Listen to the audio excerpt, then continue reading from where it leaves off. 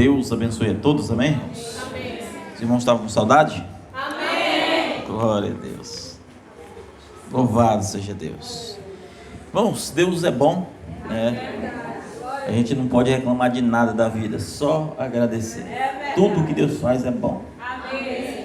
Tudo que Deus faz é bom. Que tudo que nós passamos é para alguma coisa. Nós vamos ler, irmãos, dois textos. 1 Coríntios capítulo 4. E depois nós vamos para 2 Coríntios capítulo 4. Amém? 1 Coríntios capítulo 4. Só os dois primeiros versículos e depois abrem 2 Coríntios capítulo 4. Podemos? Os dois primeiros versos. Que os homens nos consideram como ministros de Cristo e mordomos dos mistérios de Deus. Além disso, requer-se dos mordomos que cada um se ache fiel. Eu vou repetir os primeiros dois versículos. Que os homens nos considerem como ministros de Cristo e mordomos dos mistérios de Deus. Além disso, requer-se dos mordomos que cada um se ache fiel. Vamos para 2 Coríntios? 2 Coríntios, capítulo 4 também. Louvado seja Deus. Vocês encontraram? Amém. Perdão, eu estou indo primeiro aqui. Isso, 2 Coríntios, capítulo 4. Versículo 1. Nós vamos ler os 7 primeiros versículos. O 7º versículo é o primordial aqui. Amém? Podemos? Amém. Por isso, tenho este ministério, segundo a misericórdia que nos foi feita. Não desfaleçamos, antes rejeitamos as coisas que por vergonha se ocultam, não andando com astúcia, nem falsificando a palavra de Deus. Assim, nos recomendamos a consciência de todo homem na presença de Deus, pela manifestação da verdade. Mas se ainda o nosso evangelho está encoberto para os que se perdem, está encoberto, nos quais o Deus deste século cegou o entendimento dos incrédulos, para que não resplandeça a luz do evangelho da glória de Cristo, que é a imagem de Deus.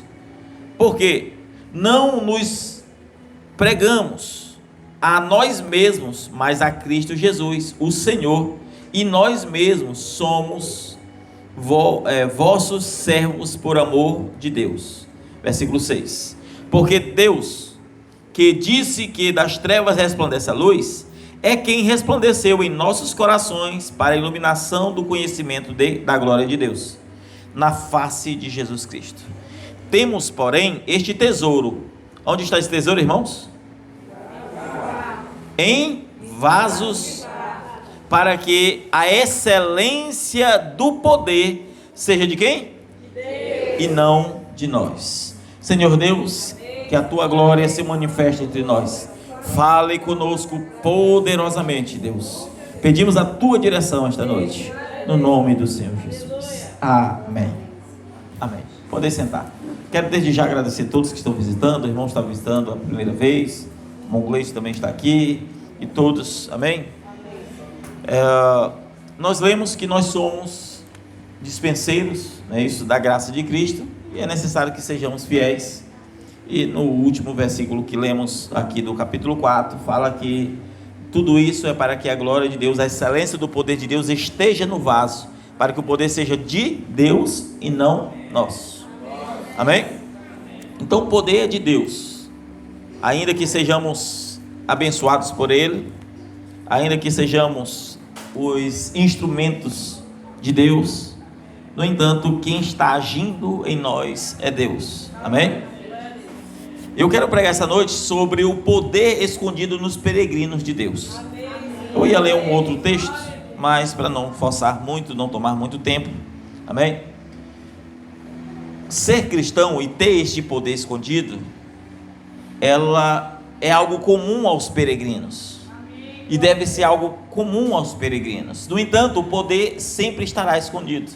O poder não é seu, o poder é de Deus. É um poder milagroso que age para ou no momento em que você não pode agir. Então, ele faz o que você não pode fazer. Então, ele age quando você não pode agir. E assim, nós descobrimos que todo peregrino tem um poder escondido. Mas antes de falar do poder escondido, eu quero falar um pouco sobre ser peregrino. Amém?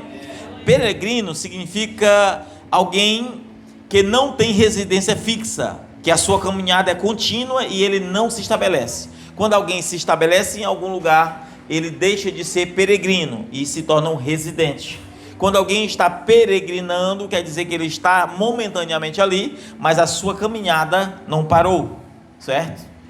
Assim como um cristão, da mesma forma, como um peregrino, ele não pode se acomodar nas coisas da terra. Como peregrino, ele continuará andando rumo ao céu, como diz Filipenses capítulo 3, versículo 20. Amém?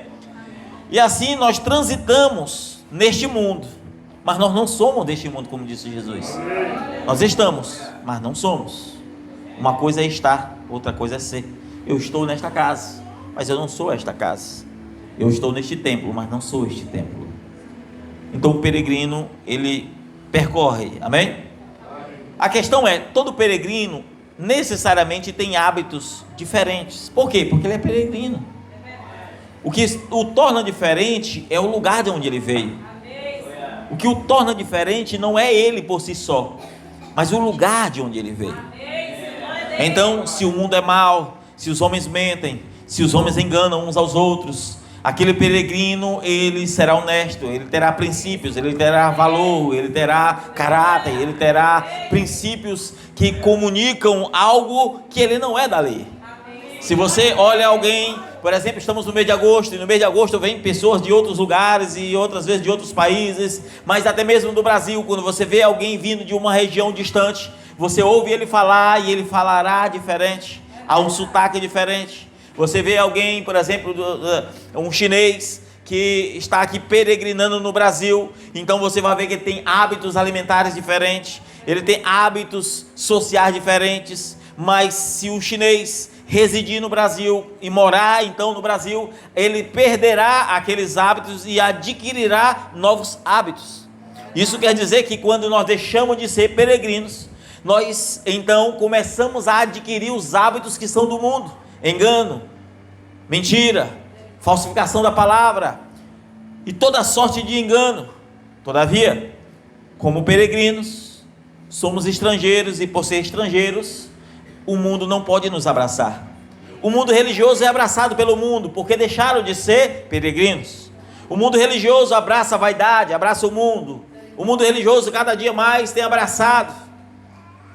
E você é aceito como está, como é, e permanecerá como é, porque o mundo te abraça nestes lugares.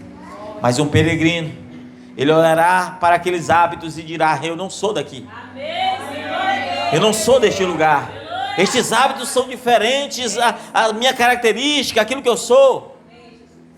Abraão foi convidado a peregrinar, porque ele era da terra de Ur dos Caldeus, um povo que adorava a vários deuses. Então Deus disse: peregrina, você não pode se fixar nessa fé politeísta. E então Deus o chama para sair da terra. E assim o autor aos Hebreus capítulo 11 diz que ele vivia armando a sua tenda, de tenda em tenda, de lugar em lugar, peregrinando, porque ele buscava uma cidade do alto. Ele não estava buscando um lugar da terra, ele não estava buscando ter hábitos mundanos. Ele buscava ter hábitos do céu. Israel no deserto peregrinou e não podia ter lugar fixo. E eles teriam que peregrinar, mas eles eram conduzidos durante o dia por uma nuvem e à noite por uma coluna de glória, de fogo. E eles armavam a tenda, desarmavam a tenda, mas não tinham lugar fixo. Isso é Êxodo capítulo 13. É assim ou não é? Os discípulos foram chamados a deixar o seu comodismo, a deixar suas pescarias, a deixar de fazer e viver suas vidas naquele mundo, naquele Israel geográfico, para ser pescador não mais de peixes, mas de almas. Então Deus o convidou para que ele deixasse e desprezasse tudo que era do mundo. E assim nós temos visto os peregrinos. Estes são os peregrinos, são os que andam errantes por este mundo. Por que errantes? Porque eles vivem no erro? Não, porque eles ainda não acertaram o caminho. Ou porque a Bíblia diz que são os errantes. Estes são os que estão andando sem parar. Esses são os que estão peregrinando até alcançar a terra prometida. Então os verdadeiros cristãos, eles podem ser mal vistos, sim, é verdade, a sociedade não compreende, eles são incompreendidos, os usos e costumes, as moças com as roupas compridas, e alguém dirá, para que isso tudo? Vocês são de uma religião quadrada, vocês são um povo antigo. Então você tem a palavra e diz assim, olha, eu estou fazendo isso, então eu vou fazer um serviço na sua casa amanhã, e pode chover, pode fazer o que for, você vai ter que ir, porque você lançou uma palavra.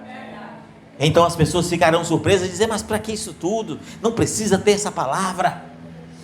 E aí você vai observar que você é um homem sincero, então você não gosta de engano, de enganação, então as pessoas dirão, mas para que isso tudo? A sociedade é corrompida, não queira achar que você vai mudar o mundo, e elas não entenderam que você não está tentando salvar o mundo, você está só mostrando que você não é da lei. Essas atitudes apenas mostram o compromisso que temos com Deus.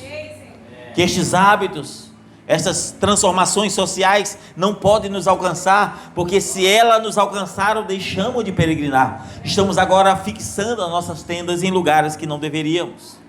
Peregrinos devem peregrinar. Amém? 1 Pedro capítulo 2, versículo 11 diz, amados, como estrangeiros e peregrinos, peço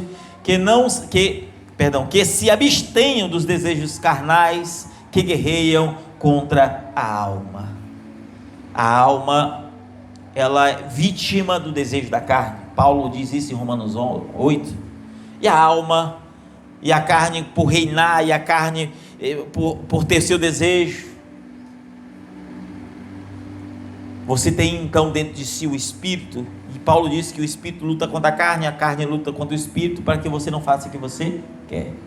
Porque quando você está peregrinando, a cada nova peregrinação, você é recheado de novas informações, você é recheado de uma nova cultura, de um novo idioma, o idioma do pecado, o idioma da falha, o idioma de assim pode ser, assim não tem problema, o idioma aonde você vai andando e você pode adotar, se então cumprir os desejos da carne. Todavia, é nessa hora, aonde há uma luta, é nessa hora, aonde há esta luta, que o poder escondido se manifesta. É apenas nessa hora. Todo cristão, ele tem que ser peregrino em terra estranha. Logo, ele tem que ter hábitos diferentes, hábitos incomuns. É incomum da sociedade ser honesto. É incomum nos dias de hoje, que as pessoas tendem a ser desonestas. Então ser honesto é incomum. É assim ou não é? Amém? Amém? E aí Paulo diz, temos porém este tesouro em vasos de barro, para que a excelência do poder seja de Deus e não nós. Na hora que a carne está querendo se corromper, na hora que o cansaço, na linguagem peregrina na hora que você está cansado de tanto armar tenda e desarmar tenda, tanto ir para um lugar e ir para o outro, você está cansando, querendo adquirir, logo a se fixar, então o Espírito lá dentro te convence e diz, não, o poder de Deus, não seu. Não, você não é daqui. Há uma virtude interna. E essa virtude interna, ela só aparece na hora do perigo. Quando você toma, por exemplo, Juízes capítulo 14, Sansão, mesmo nascendo debaixo de promessa, nunca tinha tido uma experiência com Deus. Sansão, mesmo nascendo debaixo da promessa, sendo ali um peregrino, estava habitando na sua região, ainda não estava peregrinando, mas a Bíblia diz que quando ele começou a peregrinar atrás de uma mulher de outra região, e ele começou a peregrinar, um leão tentou o tomar, e a Bíblia diz que então o matar, e a Bíblia diz que quando o leão veio diante dele, uma força interior, chamada Espírito Santo, o tomou e rasgou o leão. Porque quando o cristão peregrina, há um Espírito que está ali ajudando para que você chegue naquele lugar, para que você cumpra o propósito de Deus. Mas a coisa não foi fácil, e a Bíblia diz que ele rasgou aquele leão como se fosse um cabrito. E eu desafio aqui você a rasgar um cabrito e achar que é fácil rasgar um cabrito. Não é. Você colocará força, você lutará e você se degladiará, porque você terá que botar força, porque você ainda não percebeu o poder escondido em você. Sansão ainda não havia percebido o quanto tinha de poder dentro dele. Então, outras vezes acontece que o mal chega à sua tenda, e então de novamente o Espírito toma, e quanto mais experiente com Deus você está, maior é o poder de Deus na sua vida. E se você passou uma prova, você consegue passar uma maior, então uma maior, então uma maior, e a Bíblia diz que você não passa a prova maior do que você pode suportar. Logo não há lugar para você reclamar. Você não pode reclamar, você tem que glorificar de ter sido achado digno de passar por prova. Oh, glória! Quando o homem entende que a glória é dele, e que cabe ao homem apenas exaltar a Deus e nunca murmurar por nada. Então quando o homem entende a sua porção, ele não sabe se hoje ele chega na sua tenda, ele não sabe se hoje alcança aquela terra que ele busca, mas independente se é naquele dia ou não, a sua busca continua incessante. Assim é a vida de todo aquele que peregrina na presença de Deus. Amém? José estava ali debaixo da promessa, tendo sonhos de Deus, foi preso, passou 2 anos preso, teve sonho, revelou sonho, mas todo peregrino, por ter hábitos estrangeiros, ele é mal visto. E José foi esquecido. Por que cristão é esquecido? Cristão é aquele que ninguém o percebe. E ali estava José. Tempo passou, José preso. Faraó teve um sonho. Mas dessa vez, Faraó, sabendo que aqueles daquela sua região não eram peregrinos, mas era da sua própria região, então eles eram enganadores, então eles eram detratores, então eles eram mentirosos. E o rei sabendo, Faraó sabendo, disse: ei, eu quero que chame aqui os magos, eu quero que chame todos e me conte o sonho, não apenas a interpretação, porque senão mentirão sobre a interpretação. Porque aqui não há estrangeiro, aqui não há peregrinos, aqui eu conheço o povo desse lugar. E então, procurando-se alguém, não havia quem revelasse, não havia quem contasse. Então o rei disse: todos irão morrer se não aparecer um para me contar o sonho. E então aquele que teve o livramento lá na cadeia, que foi citado o sonho e dito que ele seria restaurado, com medo de ser morto, porque só nessas horas que a gente lembra do servo de Deus. É na hora de orar, pedir oração, é na hora de dizer: olha, tem um meu amigo que está endemoniado. É nessas horas que a gente lembra do servo de Deus. E aí nessa hora lembrou-se de José. Quem é José? É um peregrino, ele veio de terras estranhas. E quais seus hábitos? Ele é diferente, ele não fixou as suas tendas, ele foi preso, mas nada cometeu, ele revelou o sonho, mas não foi exaltado, e ele disse tudo quanto aconteceria. E quando ele chega, manda-se fazer sua barba, José do Egito, e chega diante de Faraó, e quando coloca-se diante de Faraó, Faraó diz: eu quero que tu me conte o sonho e o significado desse sonho. José, sabendo que não era alguém que poderia ter os mesmos hábitos daquele, porque as suas tendas não estavam firmadas ali, disse: falaremos aquilo que o Senhor mandar. Amanhã, por este mesmo horário, estarei diante do rei e falarei, se assim Deus for bom.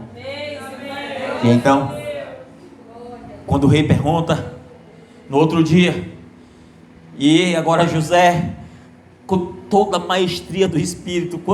Irmãos, que Deus é esse? Quando ele chega para o próprio sonhador e diz: tu, rei, não teve um sonho, não teve 2 sonhos, mas um, porque o rei achava que tinha tido 2 sonhos. E ele disse: não, quero começar dizendo que tu não sonhou 2 sonhos, tu sonhou um sonho só. E no teu sonho tinha vacas magras engolindo as gordas, e no teu sonho tinha espigas de milhos ali velhas comendo ali, sabugo velho comendo as novas. Mas eu quero te dizer que é o mesmo sonho. E deu sonho e interpretação daquele sonho. Ali o peregrino estava mostrando da onde ele veio, porque aquele poder estava o livrando da própria morte, porque todos que errassem, que não acertassem ou que não falassem, estava condenado à morte. E nessa hora Deus faz o impossível para cumprir aquilo, os desígnios de Deus sobre a vida do cristão.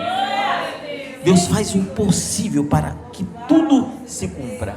Isso é Gênesis capítulo 41. E nós como peregrinos, qual a nossa porção, qual o nosso papel? Nós como peregrinos, o que estamos fazendo? Nós como peregrinos, estamos já fixando as nossas terras? Estamos com os mesmos hábitos? Vivendo com os mesmos enganos, com as mesmas mentiras? Que tipo de peregrinos somos? Será que ainda somos peregrinos? Moisés, em Êxodo capítulo 14, a Bíblia diz que ele foi chamado para algo, que ele já tinha saído do próprio Egito, tinha esquecido toda a sua sabedoria e vivia como um pastor de ovelhas. Era ensinado pelo seu sogro, Jetro, um sacerdote, a qual lhe ensinou sobre Deus. E então Deus aparece a Moisés. E quando Deus aparece a Moisés, Deus disse: tu está fixado aí por quê? Quem te fixou aqui? Vai, não apenas peregrina, mas vai atrás do meu povo. Vai atrás do meu povo. Moisés não sabia o poder que havia escondido quando Deus chama um homem a peregrinar. Deus disse: Moisés, o que tu tem na mão? Uma vara. Ele disse: pois joga a vara no chão, Moisés. A vara virou uma cobra, uma serpente. Ele disse: Moisés, estes sinais te será dado, pega pela cauda. E a serpente virou de novo uma vara. Moisés, põe a tua mão no peito. Sua mão ficou leprosa. Os sinais estavam ali. Moisés não sabia. E eu volto a dizer, quando o homem não sabe o tamanho do poder de Deus, o homem faz aqueles sinais pensando que aquilo é grande, mas ainda é pequeno demais. Quando Moisés disse a água vai virar sangue, a água vira sangue. Quando Moisés diz: olha, gafanhotos vão vir, gafanhotos começam a vir. Mas por que isso acontece? Porque a Bíblia diz em Êxodo capítulo 7 que Deus fez de Moisés Deus a Faraó. Ou seja, Deus deu tanta autoridade para Moisés que nenhuma das suas palavras caíram por terra. Moisés falava e aquilo acontecia. Porque o peregrino tem um poder escondido. Porque nada pode quebrar o propósito a fazer um povo peregrinar. Então Moisés se levanta, chama o povo, diz: ei, hoje é a última praga, nós vamos sair. Então Deus disse: olha, diz para o povo lavar suas vestes, diz para o povo, ó, tirar todo o sujo do corpo, porque hoje eu livrarei este povo. E na peregrinação eles começaram a andar. Então depois o povo do Egito começou a perseguir, mas na peregrinação não há quem possa guiar. E no texto que lemos diz que se pelo evangelho alguém se perde, é porque se perde pelo próprio evangelho, mas aquele que é salvo pelo mesmo evangelho. A Bíblia diz que aquela glória que estava guiando o povo no deserto passou dentro do povo e se transformou num redemoinho e quebrou todas as carruagens do inimigo. Escute, a mesma presença de Deus que guiava o povo foi que trouxe destruição aos perseguidores. O mesmo evangelho que que nos converte é que endurece o coração daqueles que não querem aceitar. É o mesmo, não é outro. Aqueles que estão endurecidos para a perdição estão, como disse Paulo.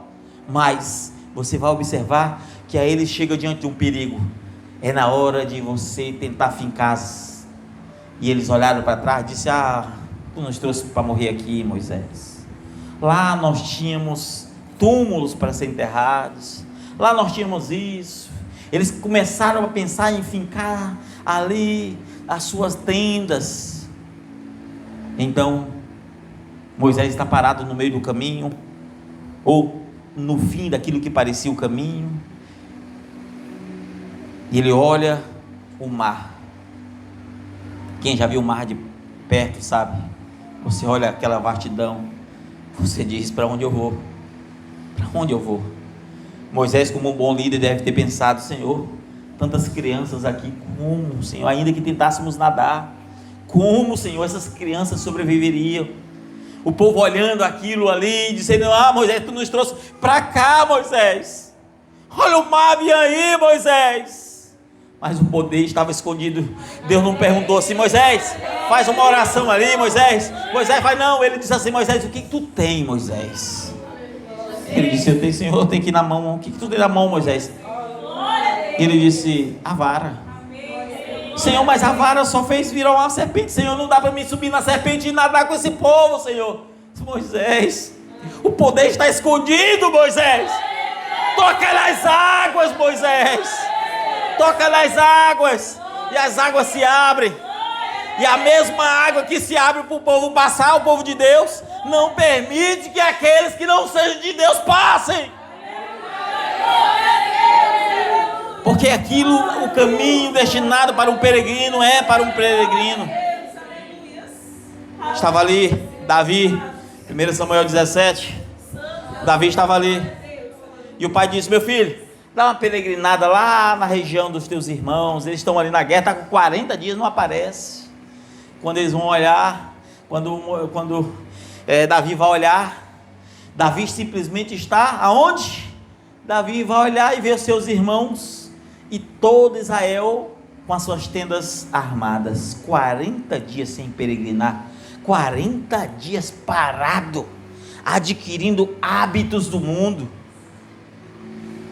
E então havia um desafio, e ninguém aceitava o desafio. Veio um que peregrinou da terra do seu pai até onde estavam os seus irmãos, aceitou o desafio e matou Golias. Uma simples pedra, uma simples funda, as mesmas ferramentas que ele usava para livrar as ovelhas do seu pai, foi liberto todo o povo de Deus. Espadas não foram suficientes, escudos não foram suficientes, nada daquele exército poderia ser suficiente. Mas um peregrino com uma pedra estrangeira veio e lançou uma pedra guiada pelo Espírito. Todo peregrino tem um poder interno. Todo peregrino tem algo. E às vezes não são ações humanas, às vezes não são ações físicas, como lançar uma pedra, como tocar nas águas. Às vezes as ações são mentais, como sabedoria. Se você toma, por exemplo, o exemplo aqui de Salomão em 1 Reis, capítulo 3, quando uma mulher estava ali, duas mulheres tiveram nenéns, então tinha dois bebês, duas mulheres, e aí um bebê morre, e então vão diante do rei, e o rei simplesmente olha, e uma diz: olha, ela trocou meu bebê porque o dela tinha morrido e o meu estava vivo, e agora o meu está aqui morto e o dela está vivo. O rei, vendo aquilo, sendo tomado não pela sabedoria humana, mas pelo discernimento do Espírito. Ele diz: traga uma espada, vamos resolver fácil, cortaremos a metade do bebê e a metade para cada, está tudo resolvido. E uma disse: sim, pode fazer isso. E a outra disse: não, então fique todo com ela. E aqui disse sim. Não, evidentemente que não tinha, ela não tinha amor pelo filho da outra. O filho dela havia se perdido, e ela queria ver a desgraça na vida da outra, enquanto a outra amava o seu próprio filho. Amém. E assim Salomão disse: esta é a verdadeira mãe. o poder escondido no cristão está para você resolver os problemas da sua casa. Você não precisa de contendas, você não precisa de brigas, você não precisa de demonstrar nada a não ser que Deus está em você. A não ser que a glória não seja sua, mas esteja nesse vaso, para que a glória seja de Deus e não nossa. Amém? O próprio Elias, em 1 Reis capítulo 18, estava ali, e Elias peregrinava de um lado para o outro, de tal modo que Elias era reconhecido pela veste que vestia. Quando mandaram atrás de Elias, decapitar Elias, certa feita, olharam e disse: ei, eu olhei ele um despida de Geriade, e ele estava vestido com roupa de couro. Falaram só como era mais ou menos, e quando falaram a sua veste, ele disse: esse ali é Elias. Ele era conhecido, ele tinha um hábito diferente dos outros, ele era um peregrino, e aquele povo adorava os seus deuses, Baal, Azera e tudo mais. E ele sobe um monte, e o povo começa a adorar 450 profetas de Baal, 220 ou 230 de Azera, e começam a clamar, e ele começa a dizer: ei, clama o Deus de vocês mais alto. E eles pegavam e se chibatavam e se batia, mas o estrangeiro tinha um sinal diferente.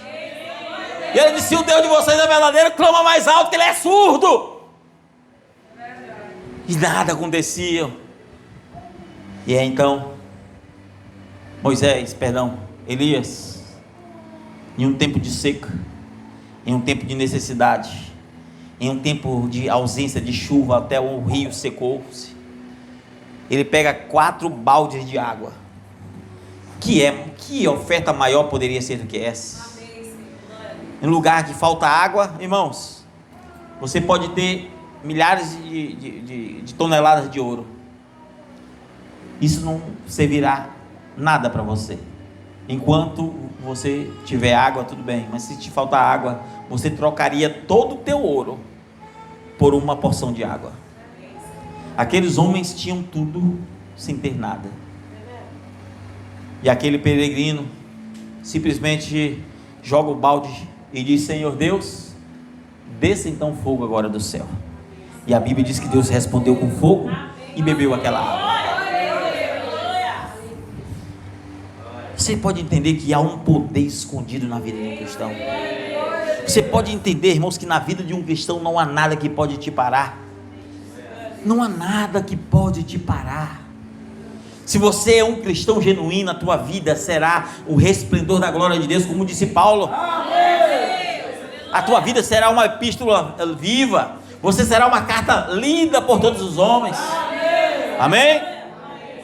É o que nós seremos.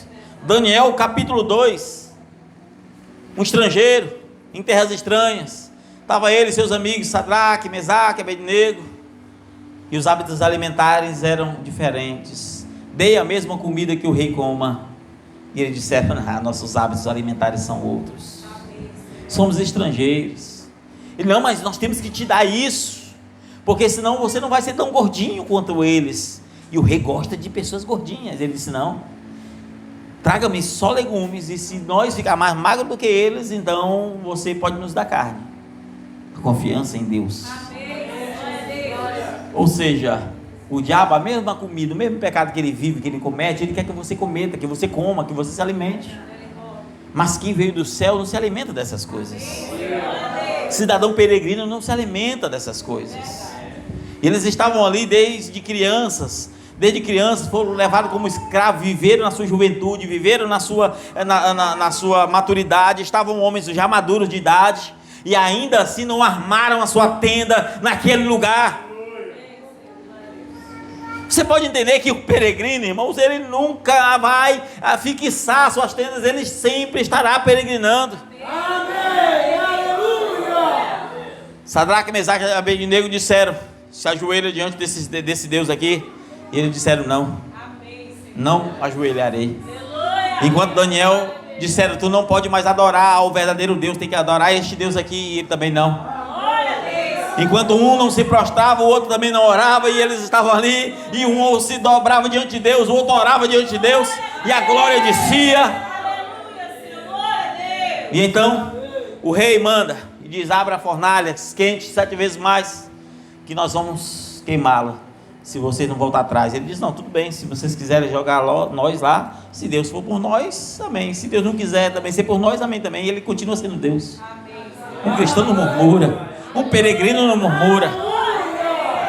Então eles aparentavam ir sem nenhuma força, mas quando abriram a fornalha, eles perceberam algo diferente. Eles estavam sendo empurrados, conduzidos, e quando abriram a fornalha, eles perceberam que ninguém empurrou eles. Eles estavam esperando aquela velha empurradinha. Quando eles olham para trás, tinha algo diferente. Havia alguém queimado ali, e a Bíblia diz que nem um fio do cabelo se queimou. E eles olharam e olharam um para o outro e disseram: ei, está tudo bem aqui, vamos entrar. E entraram. Não puderam fechar a fornalha porque o fogo estava muito quente. Então ali o rei lá de longe olhando disse: ei, nós não botamos 3, eu estou vendo um semelhante ao Filho do Homem. Quando você entende que no meio da prova é a hora que Deus aparece, que você pode estar só o caco, parece que está indo na beira do fogo, mas na hora certa Ele te livra da morte. Se eles tivessem celular, talvez ele estaria ligando para Daniel, dizendo: Daniel, tu não sabe o que aconteceu, Daniel. E Daniel nessa hora, na cova dos leões, porque Daniel não podia deixar de orar. Então jogaram Daniel. E a Bíblia mostra, e nós sabemos também, que antes mesmo dos corpos ou das pessoas caírem na cova, os leões já disputavam para ver quem comia o corpo. Mas Daniel é jogado lá, os leões pareciam um gatinho, mansinho. Os leões com fome parecia que estavam com barriga cheia. Por quê? Porque o peregrino tem um poder escondido dentro dele. O peregrino sabe que a glória é de Deus e não dele mesmo. E se ele não estendeu as suas tendas naquele lugar, não há por que ele fixar ali. E talvez se ele ligasse e falasse: Daniel, estamos dentro da cova dos leões. E ele: é mesmo, eu estou aqui passando a mão na cabeça de um leão aqui, brincando com ele, estou rolando com o chaninho aqui agora. Você pode entender, irmãos? O rei soube que fizeram uma maracutaia para que Daniel estivesse ali. Quando ele soube, aqueles que fizeram isso foram jogados na mesma cova. Tiraram Daniel. E quando lançaram, a Bíblia diz que antes daqueles homens caírem na terra, os leões já estavam rasgando tudo ali para ver quem comia. Porque aqueles homens eram daquele lugar. Eles eram comidos por aquilo. Você pode entender, irmãos? Você consegue entender? Você consegue entender que ser peregrino era você não se acostumar com os hábitos? Você pode entender que Deus te chamou para você peregrinar, e não importa se você parece estar sendo vencido, não importa se a luta parece estar te vencendo, não importa se o desânimo parece estar te vencendo, nada disso importa. O que importa é você não estender as tuas tendas e dizer: eu estou tão cansado de levantar tenda, armo tenda, fecho tenda, armo tenda. Pare com isso. Não fixe a tua tenda, mas continue peregrinando em terra estranha. Porque Deus nos chamou a peregrinar. E eu quero que nós, eu vou já encerrar, mas eu quero que nós reflitamos esta noite. Deus te chamou aqui para algo. Quem somos? Que tipo de vida estamos vivendo? Hoje eu estava pensando nessa noite em pregar algo. Eu já encerrar, então eu não vou forçar muito. Mas hoje eu estava pensando, eu vou pregar uma coisa bem tranquila, não posso forçar muito, mas é o Espírito Santo que guia. Eu não posso fixar as tendas. Você não pode fixar as tendas. Temos que levantar a tenda, botar lá as costas, está pesado, não tem problema não. O povo no deserto, a roupa não rasgava, a sandália não acabava, eles não precisavam plantar, do céu descia pão, a rocha andava com eles. Se o Espírito desce do céu para a tua vida, e se Cristo está contigo, nada pode te abalar na trajetória. Você só não pode fazer uma coisa: estamos cansados de pão, estamos cansados disso. Não tente ter os hábitos de Israel, do Egito. Não tente. Quando eles lembraram do Egito, Moisés, nós lembramos agora daquelas paneladas de carne. Quando nós fazíamos, é uma panela cheia de carne, mas era igual urubu e carniça, nós estava pronto, nós metíamos a mão ali, e a coisa era boa demais, rapaz, era carne. Mas Moisés, aqui é só pão, Moisés. Aí um dia pão, e no outro dia pão, e o pior, Moisés, que a gente não pode nem guardar de um dia para o outro, que apodrece, Moisés, no outro dia tem que juntar de novo, Moisés, e no outro dia de novo, Moisés, nós queremos mesmo é carne, Moisés. Isso é quando o cristão fixa a sua tenda. Quando o cristão fixa a tenda, ele não quer mais nada do alto, ele não quer de onde peregrinou, ele quer adotar agora os princípios adquiridos. E então Deus disse: Moisés, diz para esse povo que ele vai comer, quer carne? Vão comer carne até sair das narinas. Nasceu o pecado, irmão. O homem peca até morrer nos seus deleites e pecados, como disse Paulo em Romanos 11. Até morrer na sua prática. Mas não deixe.